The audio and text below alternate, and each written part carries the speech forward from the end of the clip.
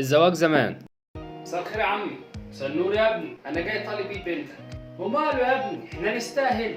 بس يا عم انا هقعد مع ابويا في الشقه. عين العاجل يا ولدي عشان تخلي بالك من ابوك وامك، وهجيب لبنتك حلق ودبله بس معيش فلوس. اي حاجه يا ولدي هكله ليكم في الاخر، وهنحط الهدوم في ضلفه من دولاب ابويا ولا يهمك، احنا بنشتري راجل، ولما نحب نستحمى هنستلف الطشت بتاع ابويا. ماشي يا عمي؟ وانا مالي، ما ان شاء الله ما استحميت ياكش تقول حته معفن. يعني موافق يا عمي؟ على البركه. الزواج دلوقتي. مساء الخير يا عمي. مساء النور يا ابني، انا جاي طالب ايد بنتك يا عم.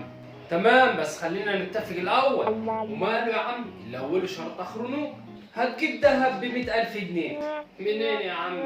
عليك اوضه النوم والمطبخ والنيش والسفره. هجيبهم ازاي دول يا عمي؟ وعليك السجاد والستاير. ما قلت لك منين يا عمي؟ معاك شقه؟ هاخد شقه ايجار يا عمي. لما انت ما معكش شقه ليه؟ ايه اللي جايبك عندي وجاي تخطب بنتي؟ ها؟ امشي هلا.